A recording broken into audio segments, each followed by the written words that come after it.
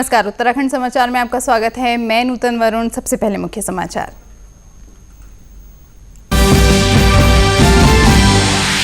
मुख्यमंत्री ने अपने पैतृक गांव में किया डिग्री कॉलेज समेत विभिन्न योजनाओं का शिलान्यास। जल्द शुरू होगी मुख्यमंत्री सौर स्वरोजगार योजना। देहरादून में सहकारी समिति कंप्यूटरीकरण योजना का किया शुभारंभ।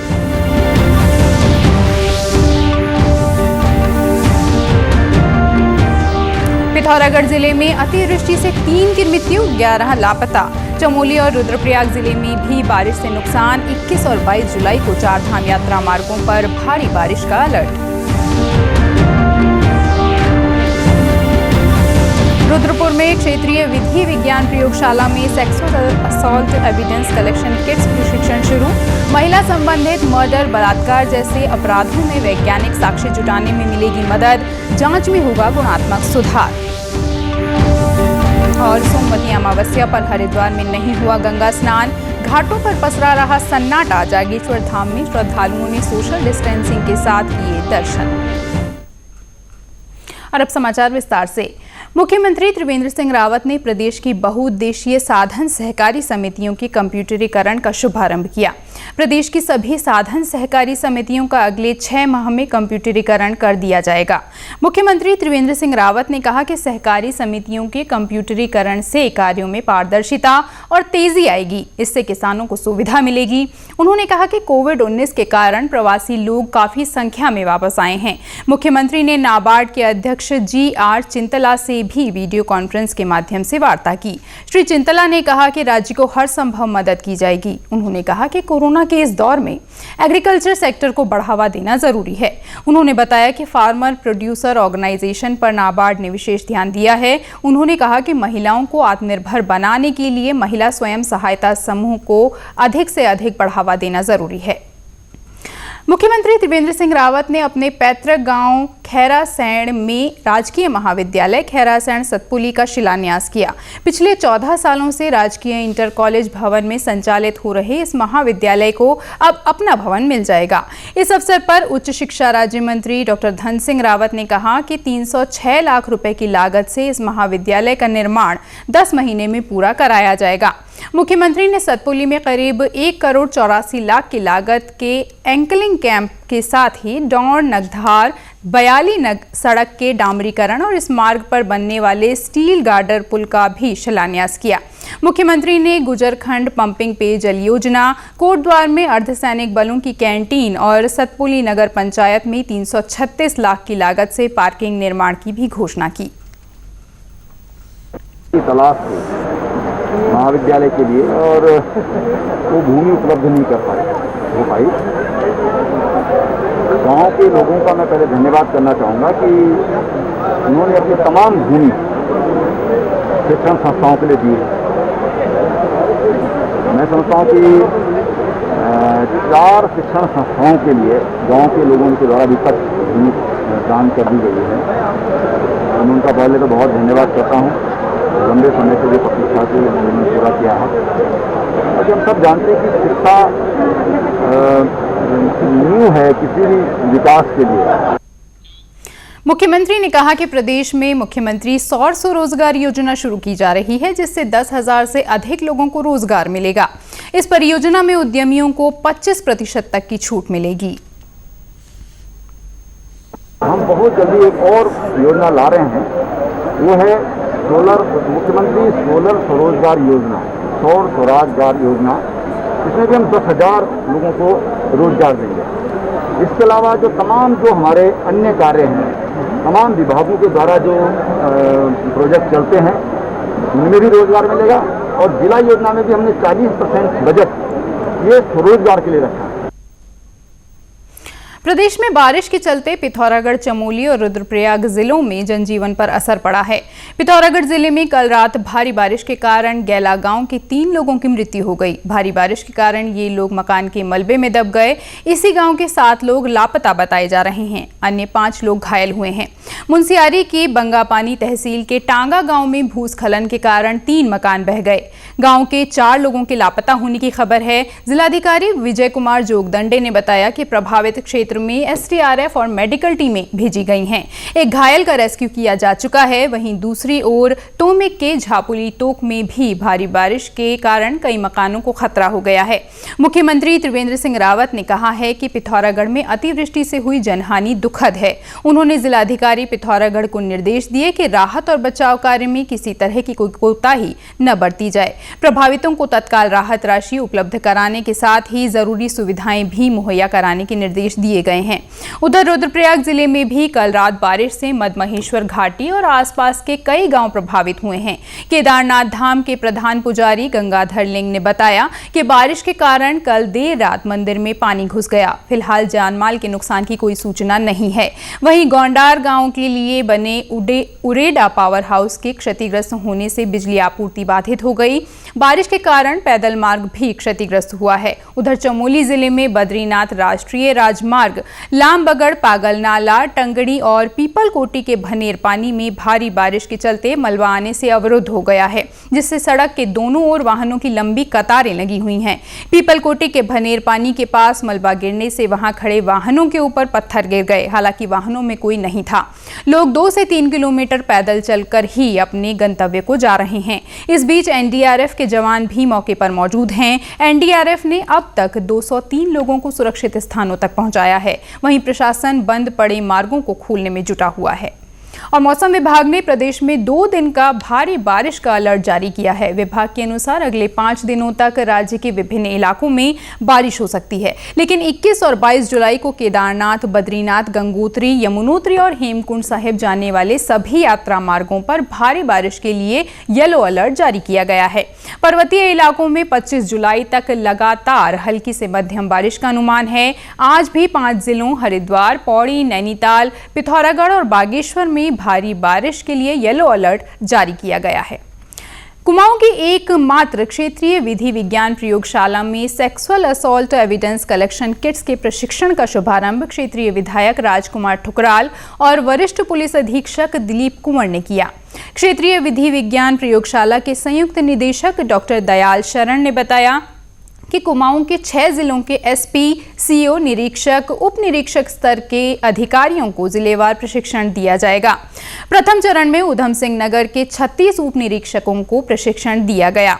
5 दिनों तक चलने वाले इस प्रशिक्षण में उधम सिंह नगर जिले के लगभग 200 पुलिस अधिकारी प्रशिक्षित होंगे। प्रशिक्षण के आखिरी दिन एसपी, सीओ और निरीक्षकों को डीएनए किट्स दी जाएंगी। उन्होंने बताया कि महिलाओं से संबंधित मर्डर, बलात्कार जैसे अपराधों में वैज्ञानिक साक्ष्य जैसे बाल, रक्त, सीमन, हड्डी, दांत और टिश्यू आदि को घटनास्थल से इन डीएनए किट्स के माध्यम से पुलिस अधिकारी भी साक्ष्य एकत्रित कर सकेंगे, जिससे कि विवेचना में गुणात्मक सुधार होगा। देखिए, हमारे यहाँ पे कुमाऊं रेंज के जो भी 6 जनपद हैं, तो जिलेवार उनको हम लोग ट्रेनिंग देंगे, जिसमें सर्वप्रथम हमने उधम सिंह नगर के आईओज़ को बुलाया है और आखिरी दिन इंस्पेक्टर्स, सीओज़ और एसपीज को भी इसमें बुलाया है, जिनको डीएनए किट हैंडओवर की जाएंगी। इन किट का मेन कार्य ये है कि इन पुलिस अधिकारियों को प्रशिक्षण देने के बाद ये घटनास्थल से जो डीएनए से संबंधित साक्ष्य हैं, जैसे बाल है, रक्त है, हड्डी है, टिश्यूज़ हैं, आदि को एकत्रित करेंगे और एकत्रित करने के बाद ये एफएसएल में जांच के लिए डीएनए हेतु भेजेंगे। हरिद्वार में सोमवती अमावस्या पर आज घाटों पर सन्नाटा पसरा रहा। सोमवती अमावस्या पर गंगा में डुबकी लगाने पर सरकार ने पाबंदी लगाई है। हर की पैड़ी ब्रह्मकुंड पर स्नान का विशेष महत्व बताया गया है। सामान्य स्थितियों में सोमवती अमावस्या के दिन स्नान करने के लिए देश भर से श्रद्धालु यहां आते थे।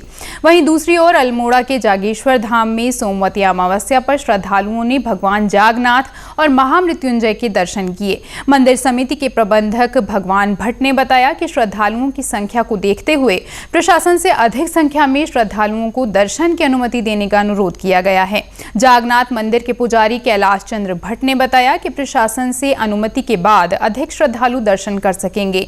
अभी 100 श्रद्धालुओं को ही दर्शन की अनुमति है। अन्य सभी पूजाएं ऑनलाइन की जा रही हैं।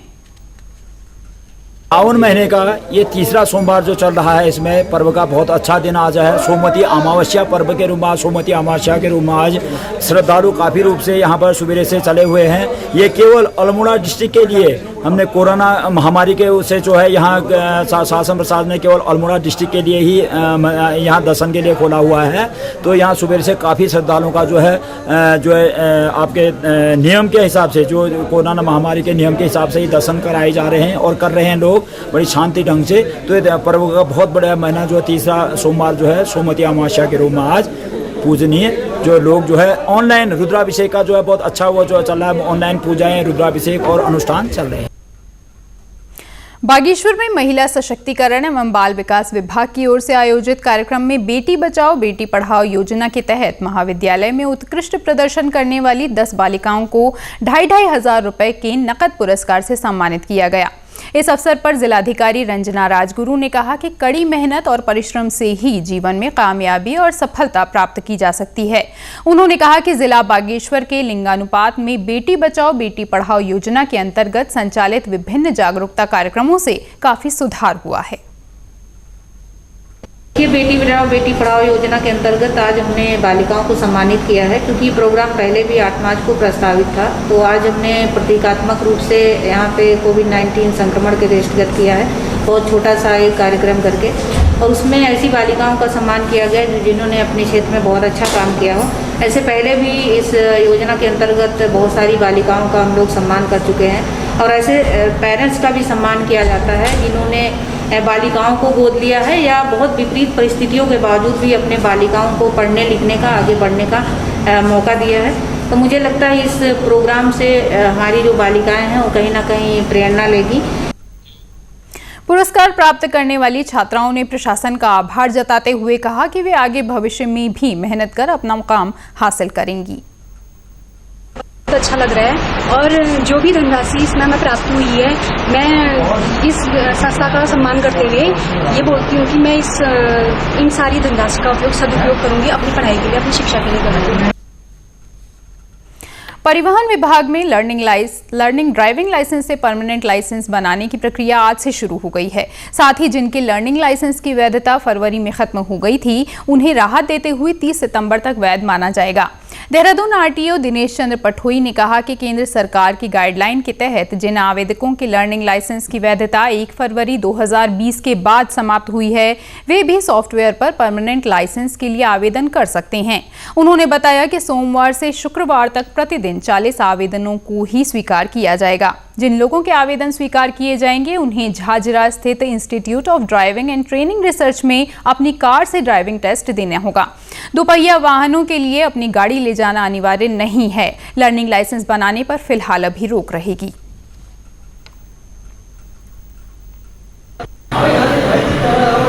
मैं देहरादून के सभी सम्मानित आवेदकों और जनता को ये सूचित करना चाहूँगा कि आज सोमवार से यानी 20 जुलाई से ITDR झाझरा में पक्के लाइसेंस, जिसको परमानेंट लाइसेंस का ड्राइविंग टेस्ट कहते हैं, वो प्रारंभ हो गए हैं।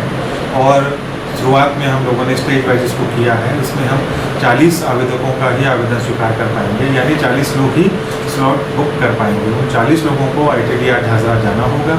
वहाँ पे जो SOP है, जो सोशल डिस्टेंसिंग का नियम है, उसका पालन करना होगा, और इस सब का पालन करते हुए अपने ड्राइविंग टेस्ट ITDR झाझरा में दे सकते हैं।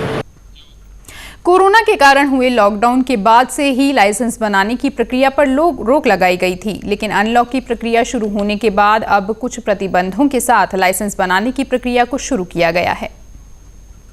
मेरा आज यहाँ पे लर्निंग ड्राइविंग टेस्ट था परमानेंट लाइसेंस के लिए, और मैं 3 महीने पहले वो किया था, मैंने अप्लाई किया था लर्निंग लाइसेंस का। तो लॉकडाउन की वजह से तो मेरा DL नहीं बन पाया था। तो आज ये इनकी ओपनिंग हुई है, तो कल मैंने इसमें अप्लाई किया, तो आज की मुझे स्लॉट बुकिंग मिली है। तो यहाँ पे आके बहुत अच्छा लग रहा है। अपनी गाड़ी लेके आया हूँ, पूरा सैनिटाइजर है, पूरा सिक्योरिटी है। उत्तराखंड के समाचारों में बस इतना ही। चलते चलते मुख्य समाचार एक बार फिर। मुख्यमंत्री ने अपने पैतृक गांव में किया डिग्री कॉलेज समेत विभिन्न योजनाओं का शिलान्यास। जल्द शुरू होगी मुख्यमंत्री सौर स्वरोजगार योजना। देहरादून में सहकारी समिति कंप्यूटरीकरण योजना का किया शुभारंभ।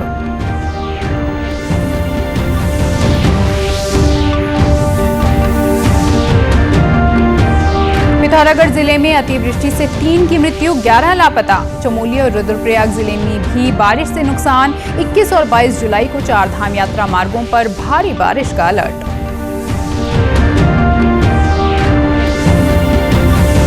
रुद्रपुर में क्षेत्रीय विधि विज्ञान प्रयोगशाला में sexual assault evidence collection kits प्रशिक्षण शुरू।